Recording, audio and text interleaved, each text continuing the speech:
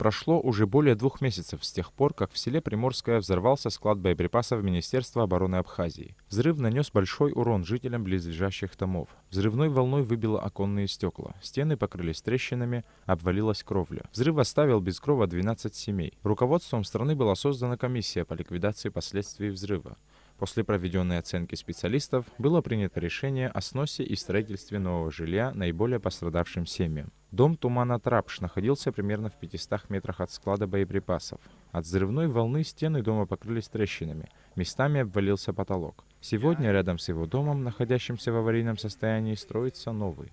Строят новый дом, а мы радуемся. А в данное время, значит, экстренно работают, строят. Вот уже считайте, что первый кладка начинает на днях. И я думаю, месяц 1-2 дом будет стоять. Средства на строительство домов были выделены из резервного фонда президента. На данном этапе рабочие заливают фундамент зданий. Они трудятся каждый день, чтобы успеть к зиме. На сегодняшний день ведется строительство в 6 домах. Лично я строю 2 дома. Фундамент один уже построил, второй вот заканчиваю. На той неделе фундамент заканчиваю, плиты заливаю. Квадратура такая же самая, что было у них. Мы ничего не добавили.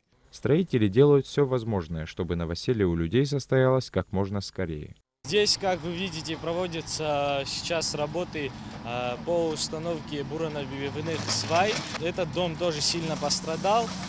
Здесь мы были с комиссией и провели изыскательские работы, после чего было установлено, что этот дом подлежит сносу.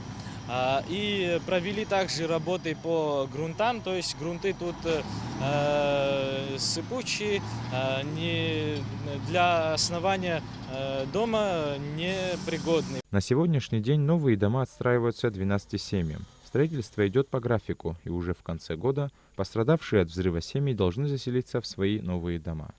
Саид Джарсалия, Беслан Джинжолия, Абхазское телевидение.